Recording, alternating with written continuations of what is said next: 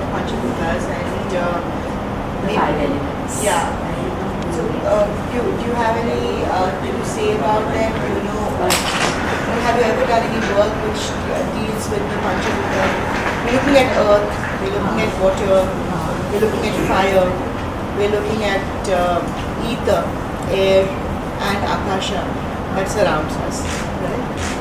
So whenever we try to do anything thematic to do with ecology or our surroundings, about the cosmos that we live in, the cosmos that we are a part of, we always talk about the Panchabhutas because we are governed by the fact that there's a physical plane and there's a metaphysical plane at which each of us exists. And the physical reality is that we are born on this planet Earth, so we have Earth, water is essential for life, ether is essential for life, fire is also essential for life, and they're all pure elements, the five pure elements, and space, of course, that surrounds us. We also can link these Panchabhutas to the five senses of the human body and the human mind. And can you tell me what senses are linked with what? The earth is linked with nose, and eyes are linked with fire, and akasha is linked with skin, touch, and air is linked with the ears, and taste is with the, I think. But there are ways and ways of doing it. Something that you can touch and feel, for me, would be the sensory perception of touch, right? Of feel. So I would link, earth with touch, with feel, and I would link fire with the skin. Or scalding or something. Nose, like you said, also, could be water, of course, something that you can drink. Yeah, and air would be ears, and akasha would be knowledge or space. The X factor of akasha is usually knowledge, space. So there are many, many ways that the Panchabhutas are linked to many, many things. They're linked to the five senses, they're linked to this whole concept of body, mind and soul, They're divided into this whole concept of body, mind and soul. And many people use it, they link to different gods. Not just the obvious gods of Varuna and Agni and Vayu, but they also link to other gods and minor gods and minor godhoods and sometimes they're linked to contexts, If a context, like for example, is happy and breezy, then the whole choreography can be done with the element of air. Yeah. If it has to do with the mind, if it's intellectual, then the element of akasha is used to devise that whole dance form, the concept. If the element that you're looking at is seeing and touching, then it's bhumi, obviously, because it's something you can see. Fire for me also would be eyes, in a way, because they say fiery eyes, or the spirit, basically, the spirit. So these are things that you link the elements with. And there are many, many artists, poets, sculptors, painters, writers, literatures, who have linked these things, laterally. Not literally, which is one way of doing it, but layering it and linking it laterally to different concepts. They're all multi-connected anyway. It's very interesting to work with it because, like I said, at the physical reality, at the plain physical reality, the Panchabhutas also pure elements, and it gives us always a reconnection and a reminder as to how pure they should remain and how tainted a human soul or a human being becomes when they move further away from the elements and they're not thinking. That disconnect with the elements always makes you um, lose your perfection and purity. So in that concept also, these elements are always a touchstone to your own, mind, body and soul. And consciousness, which I said Akasha is the consciousness through which you, negotiate your life on this planet. So I'd like you to do a Panchabhuta thing as a new thematic, composition for dance with creative music, because obviously, again for Panchabhuta, some people try to use the verses that are available in the Vedas, or some of them that are available in the Upanishads, some available in newer texts which have also dealt with for example, we have used one dance which was Krishna talking in the Bhagavad Gita that he was the four elements. He talks about four, not five, but he says, I am the four elements that govern your body.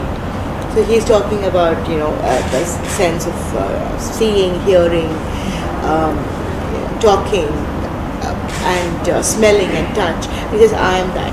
And then he talks about this as consciousness, supreme consciousness that governs Akasha as only him. I mean, I as Akasha manifest myself in you as the elements is what he says in Bhagavad Gita. Because I am the supreme consciousness that governs, even the Akasha is the supreme consciousness for us. So whenever we show Akasha, we show it as because it's a reality which cannot be felt or touched or smelt. Just there. I mean, you have a feel of it, Akasha. I mean, if you keep flying up there, also the Akasha gets further and further away from you. It's not like there's any point at which you can meet Akasha. So that is consciousness. So most people, project Akasha as the supreme consciousness, and Krishna talks about himself being the Akasha, the supreme consciousness, the supreme being who governs everything, and says for you and these elements, because you are only these elements. Your body is made of matter, water, whatever the minerals and that thing that comes out of these elements that we're talking about. So it's highly philosophical. It's very, very philosophical. So I say Vedanam Samaveda Asmi. In Vedas I am Samaveda, he says. Devanam Asmi Vasavaha, I live among the gods. Indriyanam Manasaha Asmi. In all your senses I am the Manasa that governs it, the mind. And Bhutanam Asmi Chetana. In this physical reality I am the Chetana, the touch. Because if you can touch anything, which basically means that anything that you touch is God. That any reality. And then he talks of Akasha, Buddhim Evamcha. Akasha is the Buddhi, the supreme. There's a thing about mind, matter, consciousness, right? So, Buddhi is not brain. Buddhi is something which is superior to brain. And that's what science has not been able to define. What Buddhi is. You cannot define intellect. And that is why we say that art shows what science cannot. And most often we talk about why art is superior to science. And we say because art makes science livable.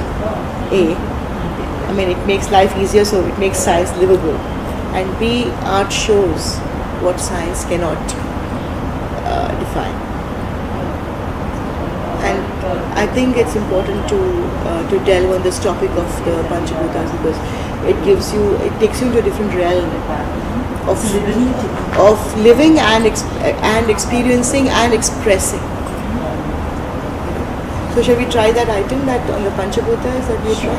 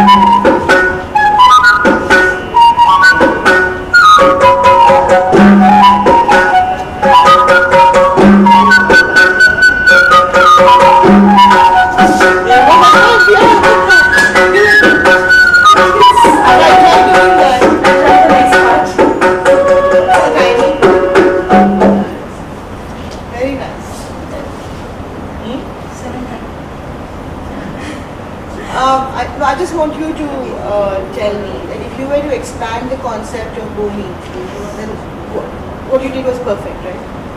to show Bring in life, all the- life for it. Yes. So then you try to expand the concept of water. Then water, yes. Then the drops, the cloud formation, the rain. First the droplets, and then the concept of rain, and rain becoming again the rivulet, and then the river, and the river going into the ocean. It's the same whole concept. So I think when you try to expand all these concepts and you start showing all these kinds of images, what were you trying to show in? I was actually, it was just a lot of nature, and first the 5 pure elements like you had mentioned, and then I was trying to see how they connect. And so from the sky, the clouds are formed and they come down to the earth, and how the union of the earth and the water brings forth life. So I was trying to see what are all the things that come alive with the union of these 2 pure elements. And so it was, it was just And an then from there, experiment. And then, so the plant life, the animal life, and finally I came to the humans. And after that, you need to help me how to figure it out. I think then the human life, and then there is this whole idea of concept of death, right? Of samhara, where you can bring in the element of fire, Right, which is also recreation. right. Like there is birth and death, But and everything kind of cycles recycles. and recycles. Yeah. How much will you do the next part also? Just try that. I mean, it's just interesting. Even if you make a mistake, it doesn't matter. Yeah, Or right. if you think it's not completely fixed, it doesn't matter. Its idea is to explore how you can dance to instrument music, pure instrumentation like you did. We showed animal life. And each animal had a different instrument. When the percussion came, then there was, the tiger because it's more ferocious. And My favorite is the chanda with the elephant. Yeah, I think the it just goes so beautifully, that sound and the image of the elephant. elephant, and then you showed The deer. with the flute, I think, the instrumentation of the flute. So I think so basically it's what sound inspires you to do that movement. When you think of that particular movement, what do you think is the most appropriate sound? Because here we don't have fixed parameters of having to do this and not having to do that. So you got to sit down with your musician, and tell them what your concept is. The musician, of course, comes forth with his or her own concept of how to do it, and and then there are instruments, the people who play the instruments. They're also full-fledged musicians, and they'll help you fix this whole musical bit Get together. the whole effect Of it. And it's completely new because it's something that you have thought about and you have told them, and they've created it new for you. So the whole process of creativity is flowing through you because And I think it's a whole journey of trying to do something new. You learn a lot.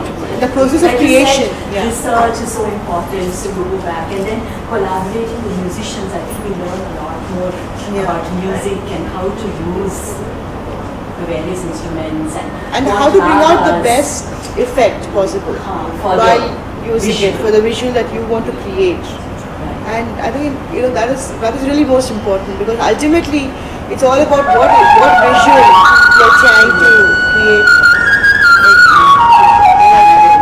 Okay, so we can also look at I had done a piece which Rama can sing for you, which you can just choreograph just like that because it's on rain.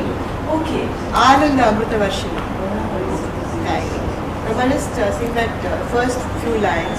Just on Something rain. about summer you were saying. No, but this is about rain. Since you brought the concept of rain, we'll continue with that thing and come back to summer later.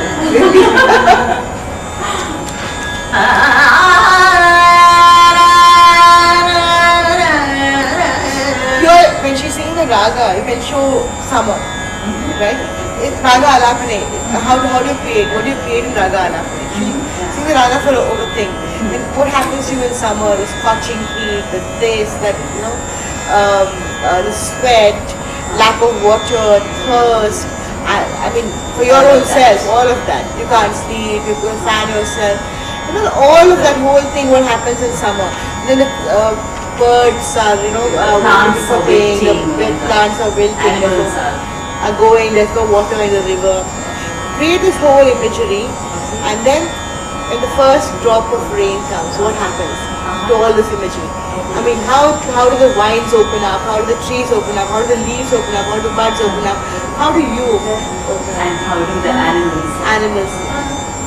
So Raga, the Raga habit will open up free music. We're just doing it for music.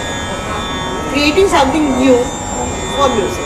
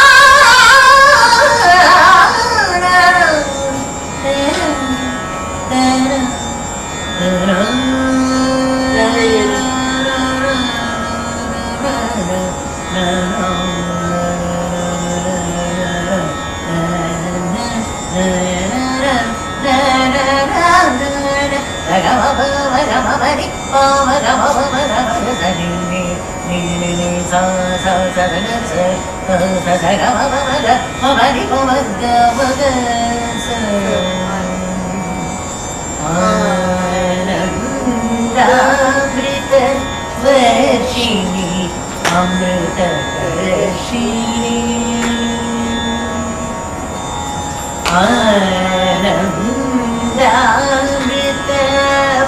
आनन्दामृतवर्षिणि अमृतवर्षिणि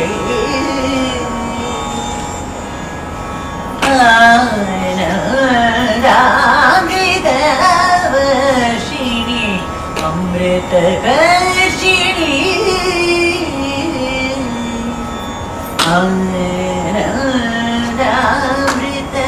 आनन्दामृतवर्षिणि अमृतवर्षिणि हरादिपूजिते शिवे भवानि आनन्दामृतवर्षिणि अमृतवर्षिणि हरादिपूजिते शिवे भवानि शिवे Bhavani sorry Haradi? पूजते शिवे Bhavani green हरादी green हरादिपूजिते शिवे green. She's Haradi. हरादिपूजिते शिवे भवानि आनन्दामृतवर्षिणि अमृतवर्षिणि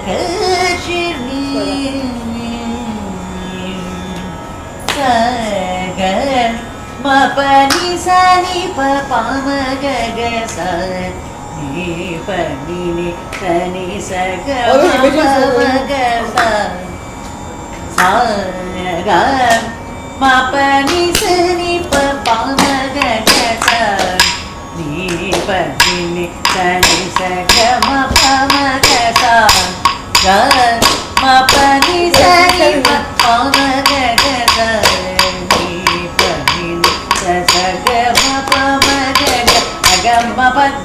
pani pani sagam. Okay, it is. the same kind of image you should try to do in We Swara can use here in also. Swara yeah 1, 2, 3, 4. Sagama pagama Lavan, pani. Malinda. Okay. Sa 1, 2, twice.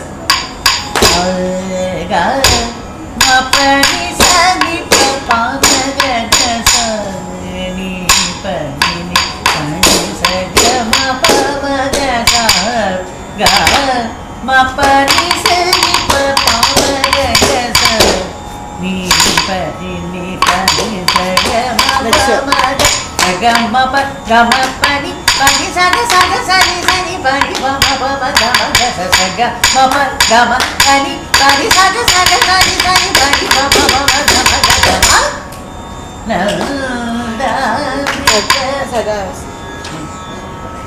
One, second- 2, 3, second line. 4. Sagama pa gama pani pani saga saga sani sani pani pa ma gama ga sa saga ma pa gama pani pani saga saga sani sani pani pa ma gama ga sa nanda वर्षिणि मृदवर्षिणि हरादि पूजिते शिवे भवानि Amritakarshini who is green Haradi Pujite she Shive's Bhavani Shive Bhavani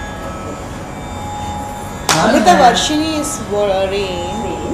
the bringer of rain Bring Amrita Karshini the one who brings rain is green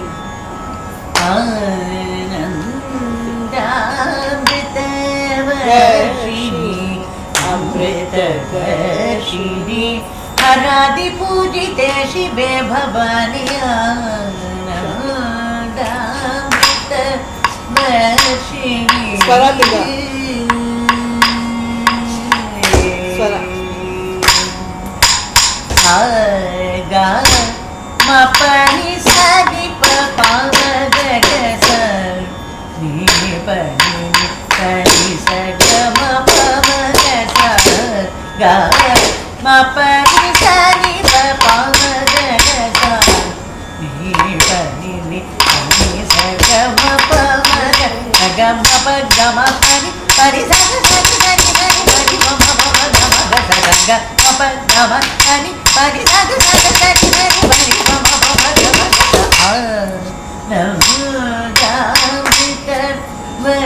Varshini अमृतवर्षिणी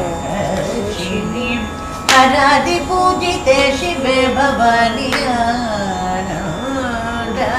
Nice. Varshini.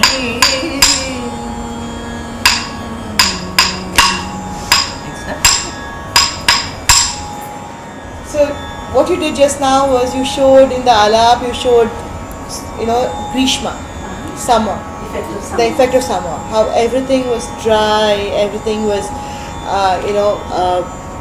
parched, the land was parched.